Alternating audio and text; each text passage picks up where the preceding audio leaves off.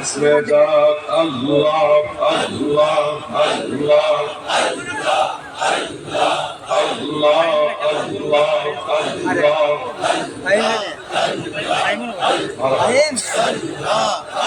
আমি কি নাম লইয়া রাখবো তোমারে আল্লাহ আল্লাহ আমি কোন নাম লইয়া রাখবো তোমারে আল্লাহ আল্লাহ আল্লাহ জানকি বাজারের ভাই যেই নাম লইয়া ডাকি তোমায় যেই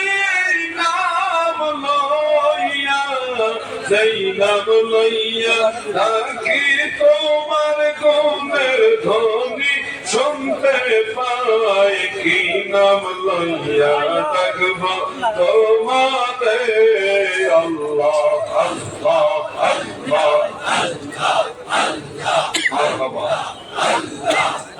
তোমায় রহমান বললে দয়া করো রাহিম বললে মায়া করো গো আল্লাহ আল্লাহ তোমায় গফফার বললে ক্ষমা করো গফফার বললে ক্ষমা করো তোমার গুণের সীমানা নাই কি নাম লইয়া রাখবো তোমারে আল্লাহ আল্লাহ আল্লাহ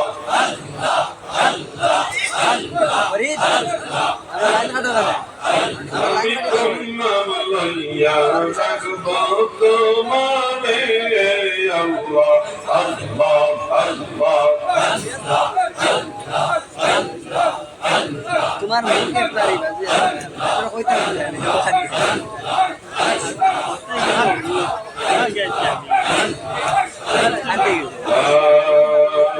إله إلا الله محمد رسول الله صلى الله عليه وآله وسلم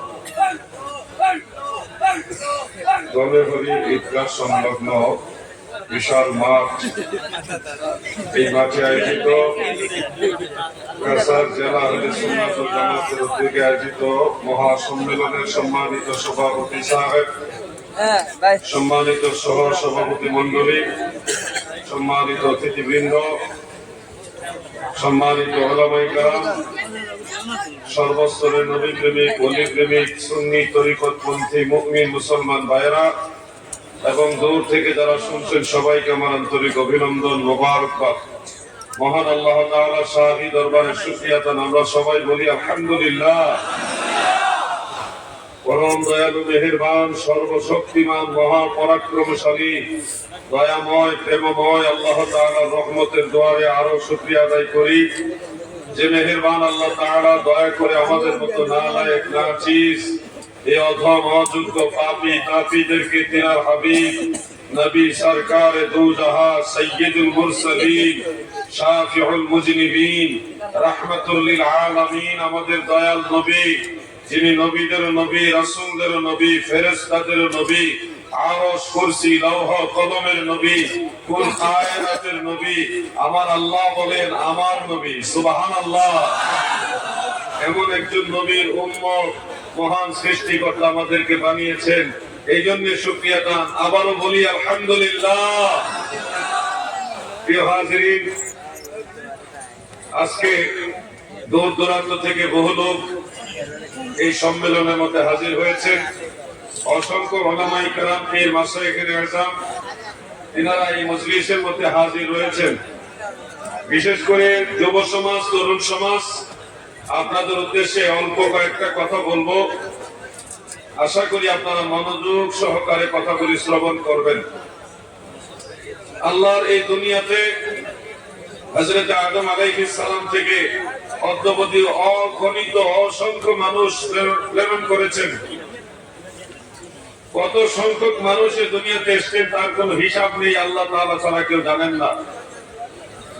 সেই মানুষগুলোর মধ্যে বর্তমান বিশ্বে প্রায় 800 কোটি বা 750 কোটির উপরে বেশি মানুষ।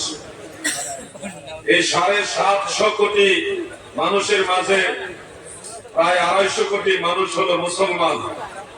আল্লাহ তাআলা আমাদেরকে কতটাই ইহসান করেছেন, দয়া করেছেন যে আল্লাহ তাআলা আমাদেরকে সেই 750 কোটির মধ্যে যারা অমুসলিম তাদের মধ্যে না রেখে যে 2 থেকে 250 কোটি মুসলমান, সে মুসলমানদের মাঝে আমাদেরকে রেখেছেন।